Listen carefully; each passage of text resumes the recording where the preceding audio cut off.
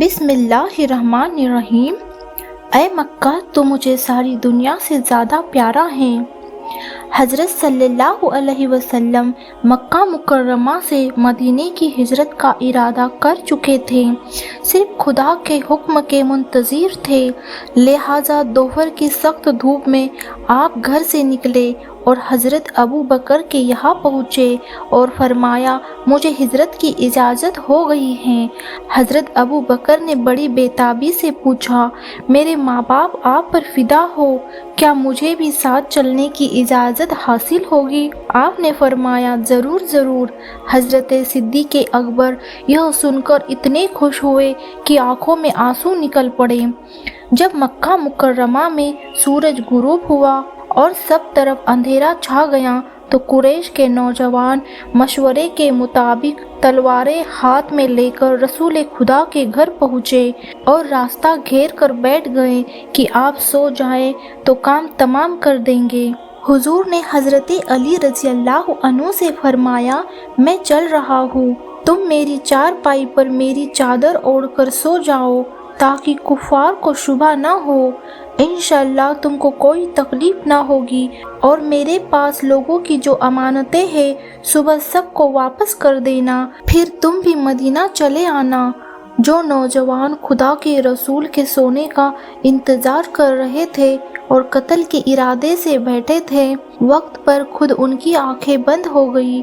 حضور نے حضرت علی رضی اللہ عنہ اور گھر کے لوگوں کو اللہ کے حوالے کیا اور سورہ یاسین پڑھتے ہوئے باہر تشریف لائے اور کافروں کی آنکھوں میں دھول پھینکتے ہوئے روانہ ہو گئے۔ مکہ سے رخصت ہوتے ہوئے آپ نے اس پر ایک نظر ڈالی اور فرمایا، مکہ تو اتنا پیارا شہر ہے، تو مجھے ساری دنیا سے زیادہ پیارا ہے، مگر افسوس تیرے لوگ مجھے رہنے نہیں دیتے۔ واللہ میں تجھے ہرگز نہ چھوڑتا اگر یہ نہ نکالتے۔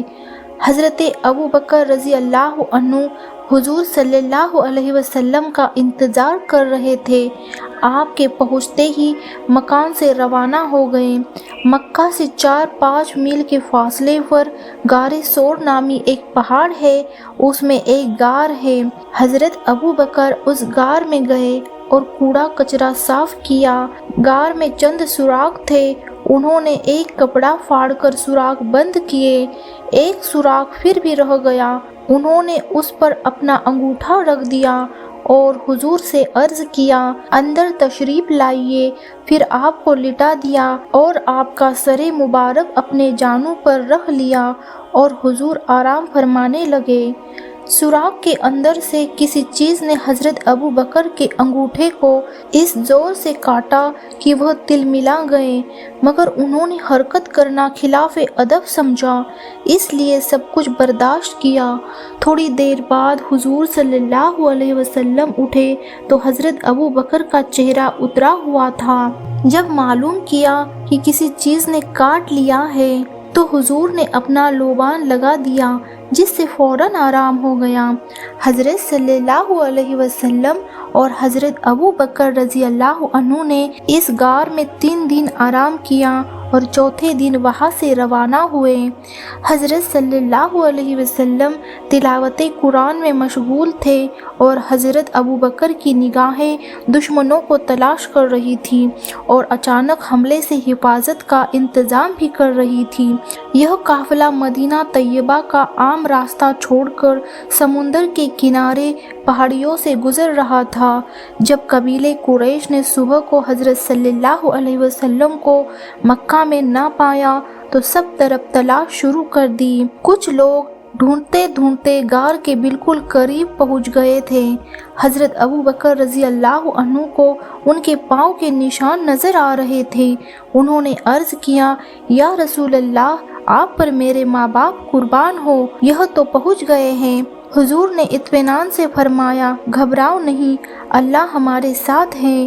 قدرت کا عجب کارنامہ تھا، غار کے منہ پر مکڑی نے جالا بنا لیا تھا اور ایک کبوتر نے گھونسلہ بنا لیا تھا۔ کافروں نے گھونسلہ اور جالا دیکھا تو یہ سمجھ لیا کہ یہاں کوئی نہیں ہوگا، پھر واپس ہو گئے اور اس طرف آنے والوں کو بھی روک دیا۔ قبیلے قریش نے حضور صلی اللہ علیہ وسلم کو تلاش کرنے کے لیے بہت دوڑ دھوپ کی اور جب مایوس ہو گئے تو انعام کا اعلان کر دیا کہ جو شخص محمد یا ابو بکر کا سر لائے گا یا ان کو زندہ گرفتار کرے گا اس کو انعام میں 100 اونٹ دیے جائیں گے۔ سراقہ نام کا ایک شخص تھا، اس کو کسی نے خبر دی کہ اس نے کچھ لوگوں کو سمندر کے کنارے اونٹوں پر سوار دیکھا ہے۔ سراقہ اپنے گھر گیا اور گھوڑے پر سوار ہو کر بتائے ہوئے پتے پر روانہ ہو گیا۔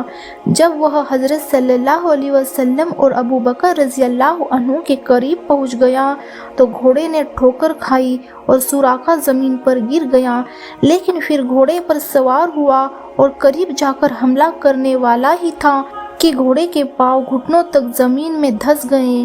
بہت مشکل سے زمین سے نکلے اور زمین سے دھواں بھی نکلا۔ سراقہ گھبرا گیا اور سمجھ گیا کہ آثار اچھے نہیں ہیں اور پاس آ کر قبیلے قریش کے اعلان اور انعام دینے والا واقعہ سنایا۔ پھر حضور سے معافی مانگی اور درخواست کی کہ مجھے امن کا پروانہ لکھ دیں۔ حضرت ابو بکر رضی اللہ عنہ کے غلام جو ساتھ میں تھے، عامر ابن فوہرہ نے حضور کے حکم سے چمڑے کے ٹکڑے پر امن کا پروانہ لکھ دیا۔